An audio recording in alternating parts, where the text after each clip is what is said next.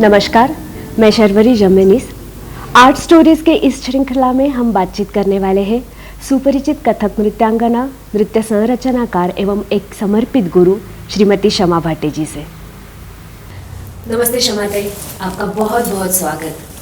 आज आपसे बातचीत करने का अवसर मिला है। आपके नृत्य में जीवन के बारे में हम जानना चाहते हैं। तो शुरुआत करते हैं आपके बचपन से। आपका जन्म कहाँ हुआ, आपका बचपन कैसे बीता, माँ बाबू जी के संस्कार के बारे में, घर का जो माहौल था वो कैसा था, इसके बारे में हम जानना चाहते हैं। मेरा जन्म तो हुआ बेलगांव में। अच्छा। तब महाराष्ट्र ही था वो, और मुझे बिल्कुल कुछ भी बेलगांव का याद नहीं, क्योंकि उन लोग, मेरे माँ पिताजी, शायद मैं 1 साल की भी नहीं थी तब कोल्हापुर आ गए थे। अच्छा। जब मैं छोटी थी कोल्हापुर में मैंने थोड़ा डांस सीखा है। बाबा साहेब मिरजकर करके तबला प्लेयर थे। मुझे ये बहुत मज़ेदार बात शायद आज के लोगों को लगेगी कि तब महाराष्ट्र में ज़्यादातर तबला प्लेयरों से ही डांस सीखा जाता था। डांस सिखाने वाले बहुत कम थे। अच्छा। तो मेरे माँ पिताजी को मेरी आवाज़ देख के गाना तो सिखाने का सवाल ही नहीं था, तो नेचुरली उन्होंने मुझे डांस के लिए भेज दिया।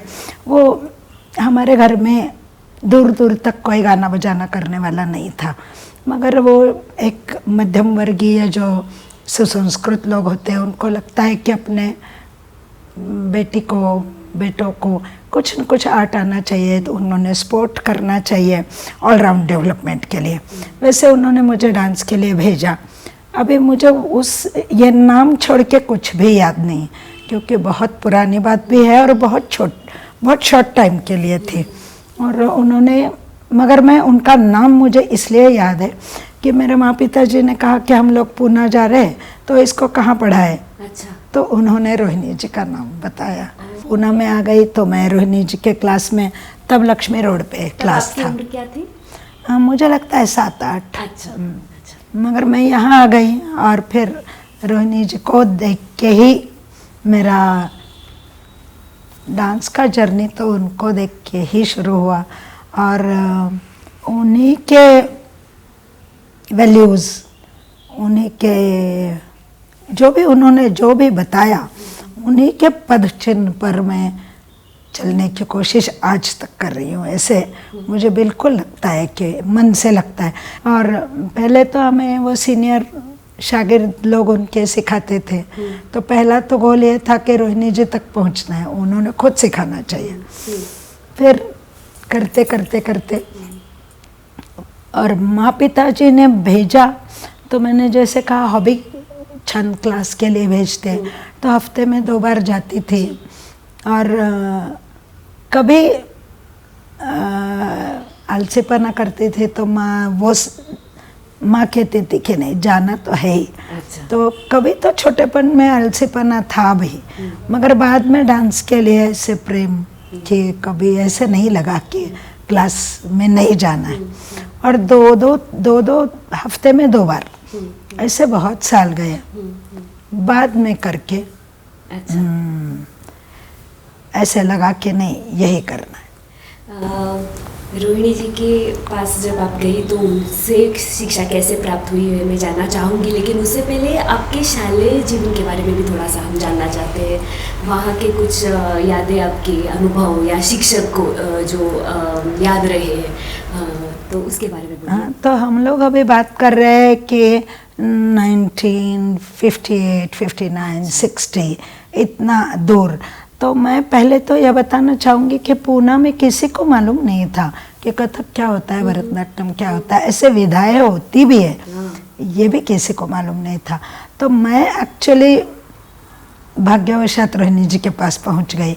और शायद आप लोगों को भी, नया लोगों को पता नहीं, हम लोग थोड़ा भरतनाट्यम सीखे रोहिणी जी के पास। अच्छा। थोड़ा पूरबपाद नाचे, मतलब सीखे हैं। फिर उन्होंने ये तय किया खुद कि वो कथक ही उनकी शैली रहेगी, तो नेचुरली हम लोग की भी कथक ही शैली रही। बाद में भरतनाट्यम वगैरह हम लोगों ने कभी किया नहीं। मैं स्कूल में थी, अहिल्या देवी हाई स्कूल में। मैं कोल्हापुर से आई थी तो पूना का माहौल मेरे लिए नया था, मगर फिर भी अहिल्या देवी की जो यादें हैं वो कला के साथ जुड़ी हुई नहीं है, स्पोर्ट्स के साथ। और मैं बड़ी स्पोर्ट्समैन, मतलब हर रोज़ ग्राउंड पे जाना, और हमारे सर थे उनको, मगर मुझे लगता है कि उस वजह से मैं आज भी हट्टी कट्टी हूँ, क्योंकि मैं स्पोर्ट्स मैंने बहुत किया है। और वो भी हमेशा कहते थे, अरे ये तो अभी जल्दी निकल जाएगी, इसको नाचना होगा, मतलब थोड़ा डेरोगेटरी ही बोलते थे। और एक रोहिणी जी ने किया था हिमगौरियाणी 7 बुट के, और मैं 7वां छोटा बुटका थी। तो मेरी माँ ने अपना लिख के दिया कि इसको आधा स्कूल में छुट्टी चाहिए, क्योंकि इसको ऐसे रिहर्सल में जाना है। तो मेरी headmistress Sindhutai Savarkar, she was a brilliant woman, I tell you, मगर नाच के लिए उनको प्यार तो था ही नहीं, थोड़ा सा ऐसे। तो उन्होंने मुझे कहा फिर नाच गाना ही करना। तो मैंने वो एकदम पकड़ लिया, नाच गाना ही करूँगी, और आज तक वो ही कर रही। तो लेते भी स्कूल में ना कुछ भी आर्ट का उस ज़माने में कुछ भी माहौल नहीं था, स्पोर्ट्स का ही था। और भाषाओं के प्रति लगाव उस वक्त एक तो रोहिणी जी इस तरफ, मगर दूसरी मिसेस घाटे करके है जो मराठी सिखाती थी, बहुत सुंदर सिखाती थी। और मतलब वो मुझे याद है कि वो कहती थी की फडके नासे फडके की कादंबऱ्या नका वाचू, त्यांचं काय ते साहित्य ना विसरायला लागले, पण वैचारिक लेखन, वैचारिक चीज़ भी आपने पढ़नी ही चाहिए, ये इंसिस्ट करती थी। और चक्रे करके एक हमारे टीचर थी, वो इंग्लिश बहुत अच्छा पढ़ाती थी, प्रोनाउंसिएशन पे बड़ा उनका जोर था। तो तब से एक ये, और मुझे लगता है वो अंदर भी होता है इंसान के। मुझे हमेशा पढ़ना, तो पढ़ाई में रुचि थी आपको, मतलब एकेडमिक? हाँ, एकदम रुचि भी थी और ठीक ठाक भी थी। अच्छा। ऐसे मतलब बहुत ब्रिलियंट तो कभी नहीं थी, मगर अच्छी थी। आपने पहले बताया कि जैसे आप रोहिणी जी के शागिर्दों के पास पहले नृत्य सीखी, तो जब रोहिणी ताई के सामने आपकी शिक्षा शुरू हुई, तो तब वो प्रोसेस कैसी थी? मतलब वो सिखाती थी तो कितने घंटे सिखाती थी, आपका रियाज कैसे चलता था उस वक्त? मैं वैसे 1 to 1 तब नहीं सीखी हूँ। अच्छा। सुबह क्लास, सुबह पहले तो स्कूल, फिर तो कॉलेज, तो वैसे नहीं सीखी हूँ। और जब मैं कॉलेज गई तब मैं सुबह जाती थी क्लास में, मगर रोहिणी जी का रियाज तब चलता था, खुद का। और इनका ऐसे बड़प्पन था कि हम लोग हर रोज़ रियाज देख सकते थे। तो मेरे सामने कितनी सारी 10:30 मेरे सामने हुआ है। लच्छू महाराज जी से सीखने आती थी, सीख के आती थी बम्बई से, तो उसका रियाज मेरे आँखों के सामने हुआ है। तो रियाज देखने में मुझे लगता है कि मुझे बहुत सीखने मिला। और रियाज मतलब बार बार वही चीज़ दोहराती थी, तो बहुत सीखने मिला। और वो बहुत, आई ऑलवेज वुड से कि शी वॉज वेरी जनरस, बहुत जनरसली सिखाती थी। ऐसे हमारे उस ज़माने में थोड़ा सा ऐसे उनका नहीं था, एकदम जनरसली पढ़ाने सिखाने में। मुझे किसी के साथ भी उन्होंने कभी कोताही की ये याद नहीं है। नहीं, जैसे कथक के बहुत सारे आयाम होते हैं, तो लय ताल एक है, अंग हस्त संचलन, पद संचलन, पदन्यास, पढ़ंत और अभिनय। तो हर किसी के बारे में अलग सी आपकी ट्यूशन होती थी, या एक रचना जब लेते हैं तो पूरा का पूरा उसी में सिखाते समय हर आयाम पे नज़र डाली थी? कैसे? मैं सीखी तो हूँ ऐसे क्लास में, क्लास के, मगर क्लास में मतलब होते तो थे 3-4 लोग, ऐसे कुछ 15-20 लोग तो होते नहीं थे। तो उस हिसाब से वो मैं सोचती हूँ कि 1 to 1 ही था। और दूसरी चीज़ कि वो हर एक को आना चाहिए, या उनके दिमाग में था। तो 4 लोग होते तो थे, तभी भी उनका ध्यान रहता था कि आना ही चाहिए हर एक को। मतलब वैसे क्लास की शिक्षा मैं नहीं कहूँगी, पहली चीज़। और दूसरी ये कि उस ज़माने में, अभी एक्चुअली मैं आज भी उतना वैसे ही करती हूँ कि नृत्य ही पहले पढ़ाया जाता था काफ़ी साल तक। मतलब मुझे याद है कि मैंने ठुमरी बहुत लेट सीखी, ठुमरी तक। आजकल के ये यूनिवर्सिटी में हो गया कि ठुमरी पढ़ाना ही पड़ेगा, क्योंकि पोर्शन में है आपको तो वो एक कंपल्शन होता है और किस्म का, जो वैसे नृत्य के साथ जुड़ा हुआ नहीं है, ऐसे वाला कंपल्शन कि यूनिवर्सिटी का सिलेबस। मगर उस वक्त ऐसे नहीं था। ठुमरी या भाव का बाद में ही सिखाते थे सभी लोग अक्रॉस द बोर्ड पूरे हिंदुस्तान में, और हम भी वैसे ही ताल लय की ही पहले काफ़ी सालों तक तालीम रही। ये भी मैं कहूँगी कि उस ज़माने में ये ताल वो ताल नहीं करते थे। अच्छा। 3 ताल की तालीम लंबी खासी, फिर आता था जपताल, फिर आता था रूपक। मतलब जपताल सीखने को मिल गया मतलब प्रमोशन। ये पक्की बात मैं बता रही हूँ कि ऐसे उस जमाने में ऐसे कोई कहता तो नहीं था, मगर it was there, taken for granted कि एवरीबडी थॉट कि जपताल अभी सीखने को मिल रहा है, मतलब एक ऊपर प्रमोशन मिल गया कुछ न कुछ।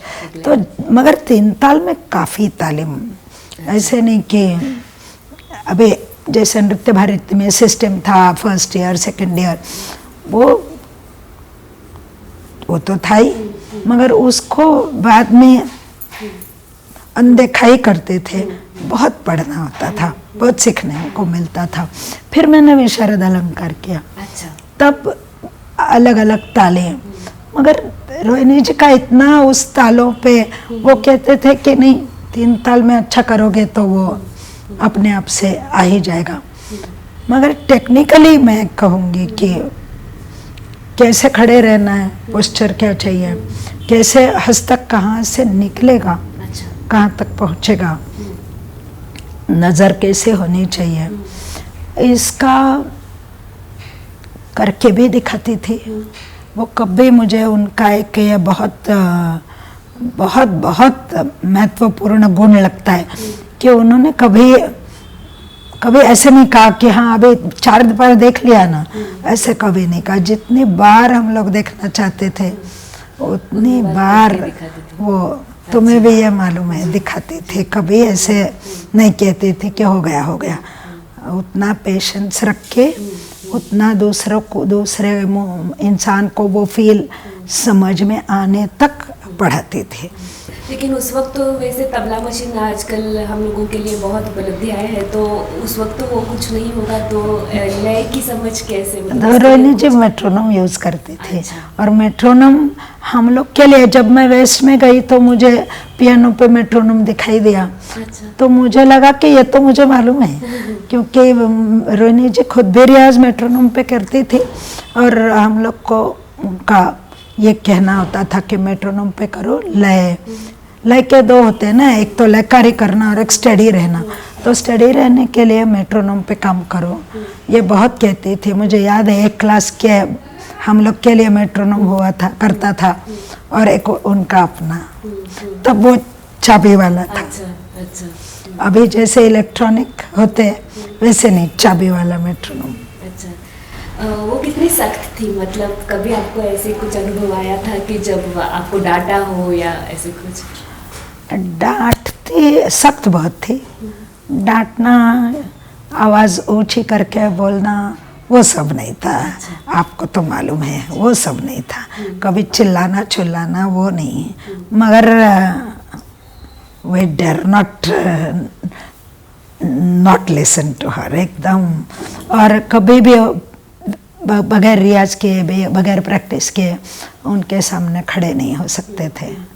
मतलब in her soft ways I think she was very strict, blissfully so, क्योंकि तभी तो काम किया, नहीं तो छूट देती थी तो शायद। और उन दिनों वो बम्बई जाती थी सिखाने, तो मैं अभी बड़ी मैं हो गई थी उस वक़्त के, तो मैं एक दिन तो थ्योरी का क्लास भी मैं पढ़ाती थी। अच्छा। और बाकी दिन हम लोग रियाज करते थे। तो रियाज का कल्चर, क्योंकि रोहिणी जी खुद बहुत रियाज करती थी, वो कभी भी एक दिन भी रियाज नहीं किया ऐसे मुझे याद नहीं। तो इसलिए वो एक कल्चर था, हम लोग भी रियाज करते थे। मतलब अभी सुन के बड़ा ताज्जुब होगा कि 200 चक्कर हम लगाते थे क्लास में खड़े रह के। और एक पागलपन भी था कि हाँ 200 चक्कर लगाएंगे, सब लोग चक्कर लगाते थे। या बैठ के भी शाम छबी वगैरह बैठ के भी रियाज करते थे कि अपने को भाव अच्छा आ जाएगा। मतलब पागलपना भी थोड़ा था, मगर रियाज का कल्चर था। वो मुझे बहुत बहुत अहमियत रखता है मेरे लिए, क्योंकि मैं आज अगर कहती हूँ कि मेरे क्लास में रियाज का कल्चर है तो उसका नींव वहाँ है। वो बहुत रियाज पे पर्टिकुलर थी। किंतु इस प्रोसेस में आपको कभी ये एहसास हुआ कि इसी में मुझे रुचि है, या मुझे अभी जो कुछ करना है नृत्य में ही करना है? मुझे लगा तो बहुत पहले, जैसे मैं कहूँगी हमारे वक्त वो 10th नहीं था, 11वीं क्या वो मैट्रिक, एंड उसके बाद 3 साल ग्रेजुएशन, ऐसे उस वक़्त का पैटर्न। तो उसके पहले ही लगा था कि मुझे ये करना है। मगर 2 चीज़, एक तो घर वाले बिल्कुल ही उनको खिलाफ थे?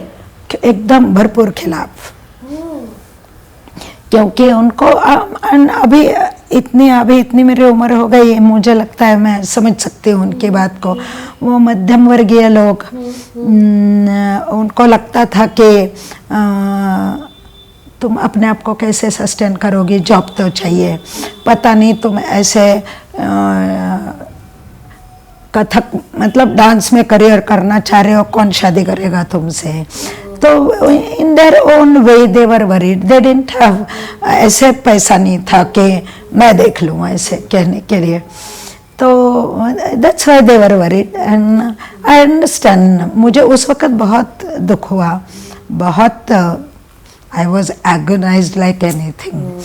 फिर हम लोग का एक निर्णय हुआ कि मैं अगर वो हमारे वक्त वो होता था ना कि pre degree and then 1 more year and then you could decide.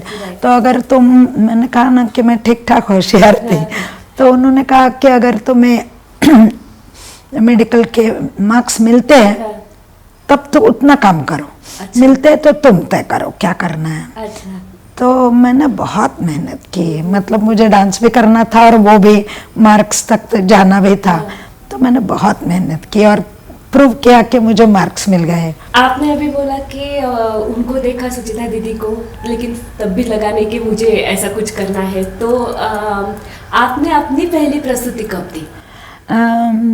मैंने पहली प्रस्तुति सोलो की ऐसे मुझे इतना नहीं बता पाऊंगी, मगर रोहिणी जी के ट्रुप में तो मैं करती थी। और तो कभी ड्यूएट, कभी ग्रुप में, ऐसे प्रोग्राम्स में तो मैं करती थी। लेकिन ऐसे कोई खास प्रस्तुति या प्रोग्राम जो आपको यादगार रहा है, उसका अनुभव आप शेयर करना चाहेंगी? थोड़ा लेट स्टेज का बताऊंगी कि जब कुमार जी गुजर गए थे तो एक पूरा सीरीज हुआ था और उनके काम की बातें हुई थी। तो लास्ट एंड में मैंने सोलो नाचा था फर्ग्यूसन कॉलेज के एम्फी थिएटर में। और उस वक़्त मुझे याद है कि वो बहुत सारे कलाकार उसमें औंध में नचते थे, तभी भी कलाकार थे।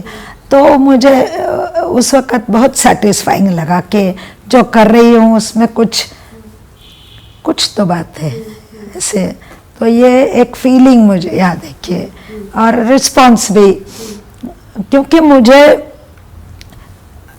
डैज़लिंग कुछ नहीं करना था, वो मेरा दिमाग नहीं था। मुझे कुछ मनाना था, जैसे शाहिद भाई थे ऑडियंस में, सुरेश जी तो बजाते थे, तो इन लोग को मेरा काम पसंद आना चाहिए। तो वो उनको आया और अच्छा लगा। अभी आपने जिक्र किया कुमार जी के बारे में कहा, शाहिद बहन के बारे में कहा, तो 70 का जो दशक था उस वक्त बहुत सारा संगीत था, मतलब क्लासिकल वोकल गायन बहुत ज़ोर से चल रहा था। उस वक्त थिएटर भी बहुत अच्छा चल रहा था और मतलब सिनेमा फील्ड में भी बहुत अच्छी क्रांति जैसा कुछ हुआ था। तो उस सब माहौल में आपको कभी ऐसे लगा कि नहीं, नृत्य नहीं, मुझे ये करना है या वो करना है? क्योंकि आजकल की युवा पीढ़ी को ऐसे होता है कि उनको जब रास्ते दिखाई देते तो उनको पता नहीं चलता कि क्या करना है मुझे। बिल्कुल, मगर मुझे नहीं लगा, मैं डांस से बहुत ही, मुझे लगता है कि मेरे घर में किसी ने नहीं किया था पीढ़ी दर पीढ़ी, मगर मैं शायद 5-6 पीढ़ी से डांस ही कर रही थी, इसलिए मुझे बहुत, डांस छोड़ के मेरे दिमाग में कभी कुछ आया नहीं। मगर मैं ये सब देखती थी, मैं थिएटर, पैरेलल थिएटर, ये जो सतीश आलेकर जी है, मोहना गाशे है, अमोल पालेकर है, मतलब आज के फोर फ्रंटर्स या दिग्गज, इन लोग को जो भी एक्सपेरिमेंट करते थे उसको मैंने बहुत पास में देखा, अनुभव किया और मुझे उसका एक असर हुआ। मुझे लगता है कि एक एनरिचमेंट रहा अंदर, कि क्योंकि मैं काम तो बिल्कुल ट्रेडिशनल ट्रैक पे कर रही थी और उस वक़्त जैसे सबको मालूम है, आप तो खुद जानते हो कि डांस में शिक्षा ऐसे नहीं पूरी होती, बहुत साल लगते हैं। तो उन लोग तो शायद थिएटर में इक्विप थे एक्सपेरिमेंट करने के लिए, शायद क्यों थे ही, मगर मैं शायद नहीं थे क्योंकि मैं ट्रेडिशनल ट्रैक पे थी। तो उस ट्रेडिशनल इसमें इतना नॉलेज लेना और फिर एक्सपेरिमेंट करना, तो 10 साल का तो मुझे लगता है अंतर बिल्कुल होता है। मगर कुछ अपने को अपने मीडियम में करना है, ये लालच तो था, मंशा भी थी, जिज्ञासा भी थी, करना है, कुछ तो करना है, आगे जाके करना है। और गुरु पूर्णिमा में रोहिणी जी कहती थी कि अपनी अपनी कुछ प्रस्तुति करो, तो उस वक़्त ये सब जो दिमाग में चल रहा था अंदर का, तो एक बार ये किया था कि क्योंकि मैं केमिस्ट्री बीएससी पढ़ रही थी, तो एटम्स को लेके एक डांस किया था। जैसे किताब में डिज़ाइंस दिखते थे, तो ये सवार था कि कुछ अलग भी करना है। और एक बार कलर्स को लेके किया था और मुझे उसमें रोहिणी जी खुद मेरे कोरियोग्राफी में उन्होंने किया था। मेरा थीम था एक कपल, तो ग्रीन कपल, तो they were very much with each other, and then the grey couple, so they were together but not interested in each other at all. वैसे रेड था, जब बीच में जब झगड़ा करते थे, तो वो कपल का जब आता था तब रोहिणी जी खुद मेरे इसमें नाची थी, मेरे लिए बहुत बड़ी बात है। अच्छा, तब तो इतना समझ में नहीं आया, अभी एकदम आँख में आंसू आते हैं कि उन्होंने खुद किया, नहीं तो नहीं करते ना। आर्ट स्टोरीज के आज के एपिसोड में हमने बहुत कुछ जाना, बहुत कुछ सीखा, किंतु गुरु शमा भाटे जी से और भी बातें जाननी है। तो मिलते हैं नेक्स्ट एपिसोड में, देखते रहिए आर्ट स्टोरीज। धन्यवाद।